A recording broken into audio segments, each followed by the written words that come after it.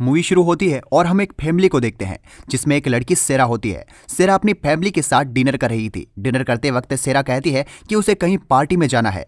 तब उसके पापा डॉन उसे पार्टी में जाने से मना कर देते हैं। इस बात से गुस्सा होकर सेरा वहां से उठकर चली जाती है। कुछ देर बाद हम देखते हैं कि सेरा अपने बॉयफ्रेंड से मिलती है और उसके साथ बैठकर पार्टी में चली जाती है क्योंकि सेरा अपने बॉयफ्रेंड से बहुत प्यार करती थी। दूसरी तरफ हम सेरा के डैड को देखते हैं जो सेरा की मॉम के साथ सेरा के कमरे में आते हैं, पर सेरा उन्हें वहां नहीं मिलती। ये देखकर सेरा के डैड बहुत ज्यादा गुस्सा हो जाता है। अगली सुबह सेरा का बॉयफ्रेंड सेरा को छोड़ने आता है। सेरा जब अपने घर आती है तब उसके पिता उस पर बहुत गुस्सा होते हैं और उसे डांटने लगते हैं, लेकिन उसकी मॉम सेरा को बचा लेती है और कहती है कि वो अभी समझदार नहीं है। उसके बाद हम सेरा को उसकी मॉम और उसकी बहन एमी के साथ देखते हैं। सेरा अपनी माँ से कहती है कि मैं बहुत ही जल्द 18 साल की होने वाली हूँ, उसके बाद मैं अपने बॉयफ्रेंड के साथ चली जाऊंगी क्योंकि पापा मुझे बहुत परेशान करते हैं, मुझे वो बिल्कुल भी पसंद नहीं है। ये बात डाउन बाहर खड़ा सब कुछ सुन रहा था। उसके कुछ देर बाद डाउन एक बेसमेंट में जाता है जहां एक खुफिया दरवाजा था। ये बेसमेंट एकदम खाली पड़ा था और इस जमीन के नीचे बना हुआ था। अगला सीन हम 3 महीने बाद का देखते हैं। सेरा की मॉम आज मार्केट जा रही थी, इसलिए वो उसे साथ लेकर जाना चाहती थी, पर वो कहती है कि मैं नहीं चलूंगी क्योंकि मैं अपने बॉयफ्रेंड से बात कर रही हूँ। उसके बाद सेरा की मॉम एमी को लेकर मार्केट चली जाती है। अब घर पर सिर्फ सेरा और उसके डैड थे।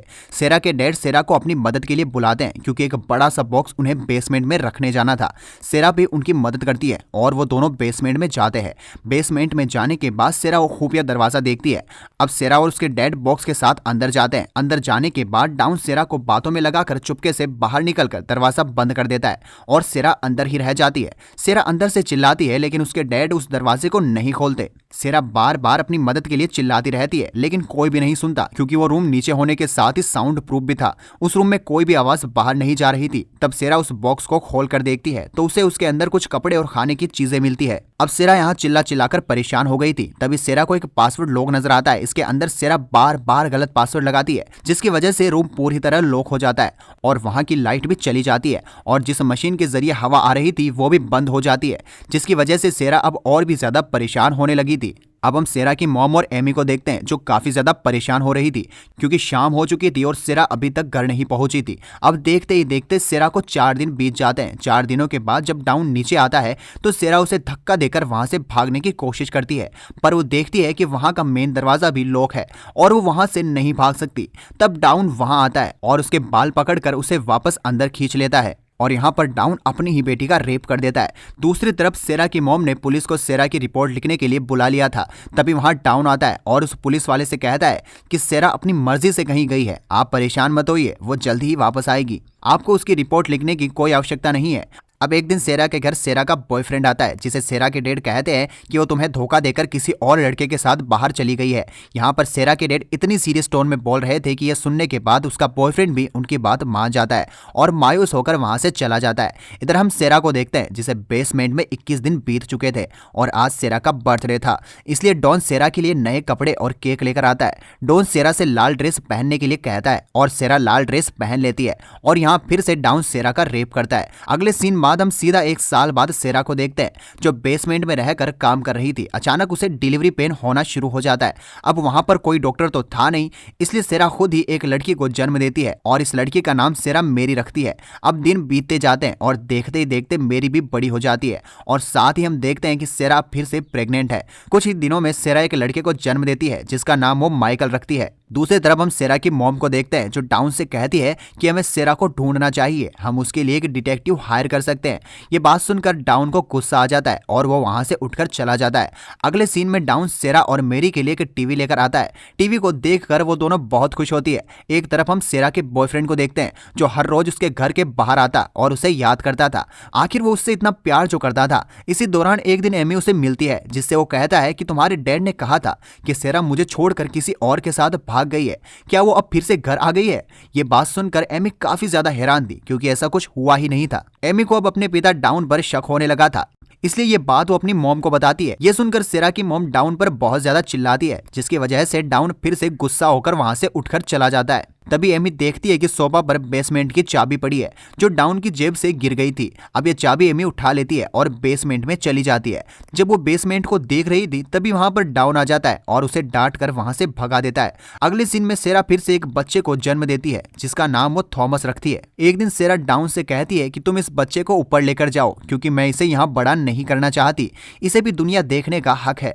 वो डाउन से बहुत ज्यादा जिद करती है, इसलिए डाउन उसकी बात मान जाता है और इस बच्चे को एक टोकरी में रखकर अपने ही घर के सामने छोड़ देता है। जब सेरा की मॉम बाहर आती है तो इस बच्चे को देखती है जिसके साथ उसे एक लेटर भी मिलता है जिसमें सेरा ने लिखा हुआ था कि ये मेरा बच्चा है और मैं सही सलामत हूँ, लेकिन मैं इस बच्चे को पाल नहीं सकती, इसलिए मैं ये आपको दे रही हूँ। ये बात पढ़ने के बाद सेरा की मॉम बहुत खुश थी। सेरा की मॉम उस बच्चे को डाउन को दिखाती है और अंदर चली जाती है। तब डाउन को बास्केट में एक और चिट्ठी मिलती है जिसमें लिखा था कि मैं बेसमेंट में हूँ, मुझे आकर बचा लो। ये नोट डाउन पढ़ लेता है और बेसमेंट में जाकर फिर से सेरा को मारने लगता है। अब हम सीधा 17 साल बाद का सीन देखते हैं जहां सेरा फिर से प्रेग्नेंट थी। जब सेरा अपनी बेटी को पढ़ा रही थी तब उसके ऊपर से पानी की कुछ बूंदें गिरती है, इसलिए वो एक चम्मच लेकर छत पर गड्ढा करने लगती है और गड्ढा करने के बाद वो बाहर इशारे करने लगती है। ये सब डाउन का पड़ोसी देख लेता है और ये बात जाकर डाउन को बताता है। डाउन फिर से गुस्सा होता है और बेसमेंट में आ जाता है। बेसमेंट में आकर वो सेरा को मारने लगता है जिसकी वजह से सेरा के गर्भ में वो बच्चा मर जाता है और सेरा एक मरे हुए बच्चे को जन्म देती है। रात में डाउन उस बच्चे को अपने गार्डन में ही बना देता है। इस बात को लेकर सेरा और उसके दोनों बच्चे डाउन से काफी ज्यादा नाराज होते हैं और इस बात से डाउन गुस्सा हो जाता है। एक दिन दोनों बच्चे डाउन से पूछते हैं कि हम यहाँ से बाहर कब जाएंगे। तब डाउन कहता है कि जिस दिन तुम्हारी मॉम मेरी रिस्पेक्ट करेगी तब तुम दोनों यहाँ से बाहर जा पाओगे। तब सेरा के बच्चे सेरा से कुछ पूछने लगते हैं और उन बच्चों के सवाल सुनकर सेरा बहुत ज्यादा गुस्सा हो जाती है और बेसमेंट में ही सारे सामान की तोड़फोड़ करने लगती है और रोते हुए नीचे गिर जाती है और साथ ही वो रोते हुए अपने बॉयफ्रेंड के साथ बिताए हुए कुछ पलों को याद करने लगती है। सेरा के दोनों बच्चे सामान को जगह पर रखते हैं और सारी जगह की सफाई करने लगते हैं।